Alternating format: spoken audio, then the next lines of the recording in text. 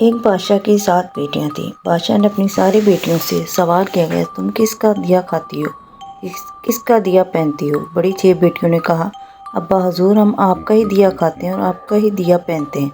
مگر چھوٹی بیٹی نے کہا، ہم اللہ کا دیا کھاتے ہیں اور اللہ ہی کا دیا اپنی قسمت سے پہنتے ہیں۔ چھوٹی بیٹی کے جواب کو سن کر بادشاہ آگ بگولا ہو گیا، کہنے لگا، میں تجھے سخت سزا دوں گا۔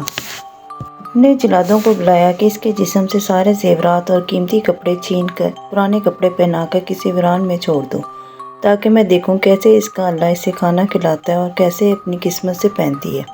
بادشاہ کے سپاہی چھوٹی لڑکی کو لے کر ایک سنسان جنگل میں پہنچے اور چھوڑ کر واپس چلے آئے، مگر لڑکی تبسم لہجے سے جنگل کی طرف نظر دوڑا رہی تھی۔ اسے درخت کے علاوہ جنگل میں کچھ نظر نہ آ رہا تھا، مگر اسے ذرا برابر بھی غم اور خوف نہ تھا۔ شام ہونے والی تھی، سوچا کہ لکڑیاں جمع کر لوں، رات میں جلانے کے کام آئے گا۔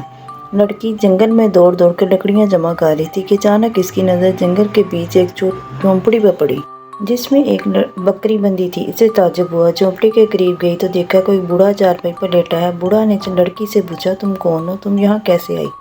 لڑکی نے اپنا پورا ماجرا بیان کیا۔ بوڑھا کہنے لگا، بیٹی تم میری اس جھونپڑی میں رہو، کھانے پینے کی ساری چیزیں موجود ہیں، بناؤ کھاؤ، مگر میں صبح شام کام کرنے چلا جاؤں گا، 1 ہفتے بعد واپس لوٹوں گا۔ لڑکی جلدی جلدی جھونپڑی صاف ستھرا کرنے لگی۔ صبح بوڑھا شہر چلا گیا، اب لڑکی اکیلی رہنے لگی۔ شام اس نے بکری کا دودھ نکالا، آدھا پیا، آدھا برتن میں رکھ کر جھونپڑی کے دروازے پر رکھ دیا، کوئی بھوکا جانور پی لے گا۔ رات میں کوئی سانپ آیا، دودھ پی کر موتی اگل گیا۔ صبح لڑکی سو کر اٹھی، دیکھا دودھ کوئی پی گیا ہے اور برتن میں ایک قیمتی موتی پڑی ہے۔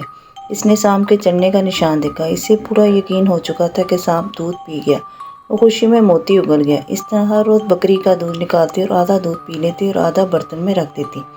روزانہ سانپ آتا، دودھ پی لیتا اور ایک موتی برتن میں اگل دیتا۔ 7 روز بعد جب بوڑھا شہر سے مزدوری کر کے واپس لوٹا تو لڑکی نے 4 موتی بوڑھے کو دے کر کہا، تم شہر جا کر انہیں بیچ ڈالو اور ساتھ میں خوب عالیشان گھر بنانے کے لیے مزدوروں سے بھی بات کر لو۔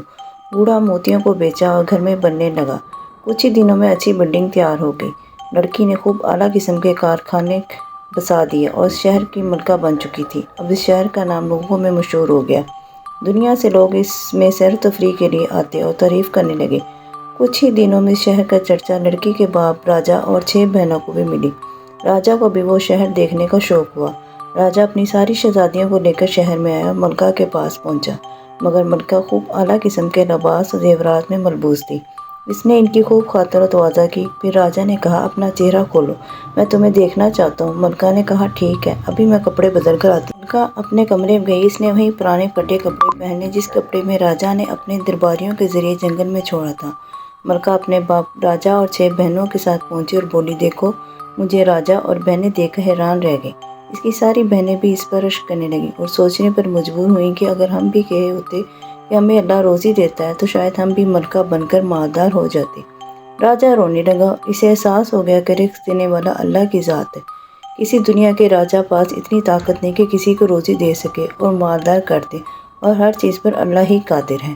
جزاک اللہ خیرا۔ اگر آپ کو ہماری آج کی ویڈیو پسند آئی اس کو لائک، سبسکرائب اور شیئر ضرور کیجیے گا۔ اللہ حافظ۔